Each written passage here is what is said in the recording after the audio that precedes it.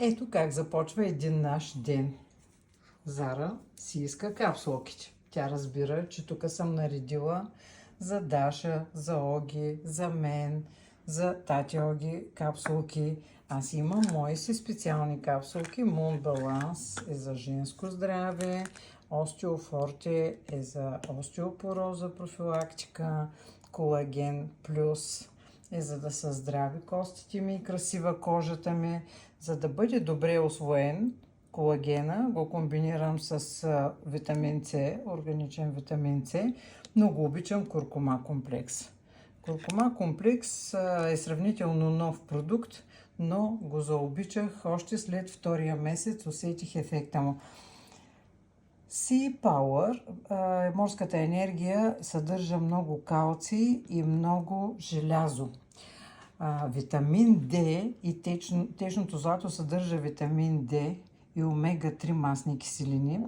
И съм ги отделила тук, за да ви покажа, че коензим Q10, течно злато, новия продукт за здраве за очите, подкрепа за очите, са масно разтворими и е добре да се приемат по време на храна.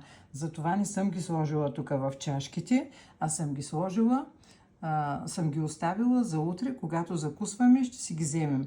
Това е Назарка дозата. На нея й давам една капсулка зелена енергия или една капсулка водорасли и една капсулка коластра.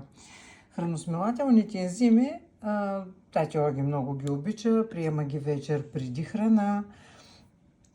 Аз все още пия Ремув и ми харесва. Пия го в профилактична доза, не като очистваща програма. Всяка вечер си пия по 2 капсулки. Важно е да се знае, че коластрата, Колактив 3, се пие на гладно. Ето и тук е коластрата. Сега за себе си съм сложила 4, защото се прави един експеримент.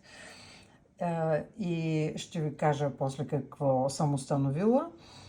Коластрата се пие на гладно, защото има и локално въздействие.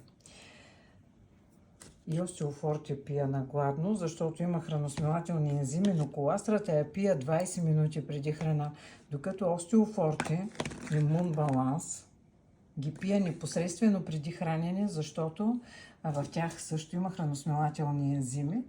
Ето, това е част от моето богатство. Като капсули ще ви направи впечатление, че са много на брой, но всъщност във всяка капсулка има милиграми. И ако някой не обича да пие капсули, отваряме капсулката или на по-малките деца, отваряме капсулката и я изсипваме в кисело млекце или си правя шейк, разтварям си капсулите, ги отварям и си правя фреш от плодове и зеленчуци. Така, всеки както му е вкусно. А Мака Power с вкус на шоколад. Някои се го слагат в кафето. На мен, честно казано, не ми е вкусно в кафето. Ето е Зара. Чака се продуктите. Мисля сега, че ще ги давам продуктите. Ама няма Зарче още след малко. Мака Power пият преди тренировка.